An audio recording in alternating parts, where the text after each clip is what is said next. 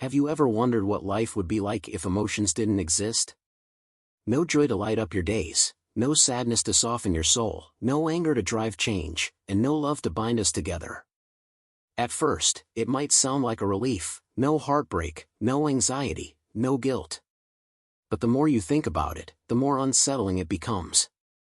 Without emotions, life wouldn't just be calmer, it would be hollow. It's not the absence of struggles that makes life meaningful, it's how we feel and grow through them. Take a moment to imagine a day in your life without emotions. You wake up, get ready, and head out for work. There's no rush of excitement when you sip your favorite coffee or catch a breathtaking sunrise. Conversations with friends and colleagues feel like data exchanges, efficient, but empty. And at the end of the day, there's no sense of fulfillment, no gratitude for having made it through. Life without emotions is like reading a book with blank pages, structured, but devoid of story. Think about relationships. What connects us to the people we care about isn't just shared interests or convenience, it's how they make us feel. Imagine celebrating your best friend's birthday without laughter, nostalgia, or that warm glow of connection. Or raising a child without feeling love or pride in their milestones. Sure, you'd still go through the motions, but it would feel robotic, devoid of the magic that makes relationships worth the effort. It's not just the good emotions that matter, either. The tough ones, grief, fear, and even anger, serve a purpose. When my friend lost her job during a company downsizing, she was devastated. She spent days questioning her worth, feeling like a failure. But those emotions didn't just sit there, they pushed her to reevaluate her priorities, learn new skills, and eventually land a role she loved even more. Without that grief and frustration, she might never have found the courage to change paths. Emotions, even the painful ones, are like guideposts, they point us toward what matters. And what about work? At first glance, emotions might seem like a distraction in the workplace, but they're actually the spark behind creativity and collaboration. Have you ever had one of those aha moments, where a burst of excitement drives you to tackle a challenge head-on? That's emotion at work. Without it, your career might run on logic and routine, but it would lack passion. Sure, you might hit your targets, but would you feel accomplished?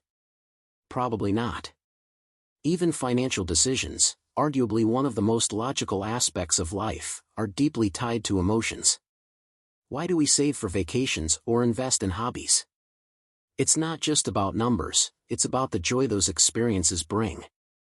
And yes, emotions can sometimes lead to poor choices, like splurging on things we don't need when we're stressed, but they also drive us to dream, to plan for a future that excites us. Take that away, and saving money becomes a dull exercise in numbers, with no vision of the life you're building. So, how do we handle emotions without letting them control us? First, acknowledge them. Pretending you're fine when you're not doesn't make the feelings go away, it just buries them. If you're anxious about something, be it a deadline or a financial worry, pause and name the feeling.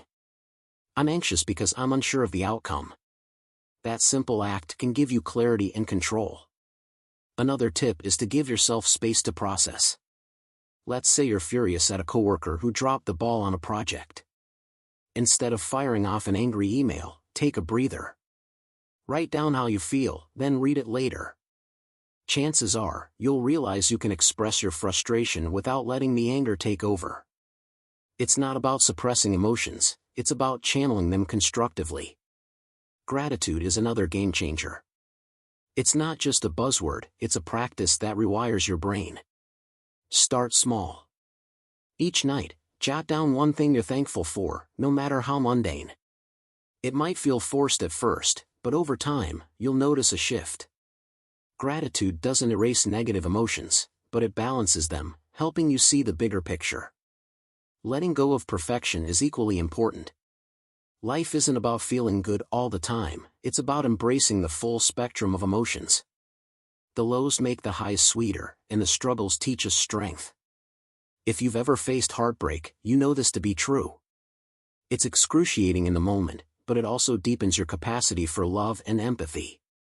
At its core, emotions are what make us human. They complicate life, sure, but they also enrich it in ways that logic alone never could. Imagine the best memories of your life, the laughter of a family dinner, the thrill of a long-awaited achievement, the quiet peace of a hug from someone who truly gets you. None of those moments would mean anything without emotions. So, if you've ever wished you could turn off your feelings, take a step back. Emotions aren't always easy to deal with, but they're not your enemy.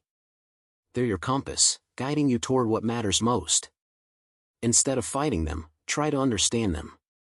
They're not just a part of your life, they're the reason it's worth living.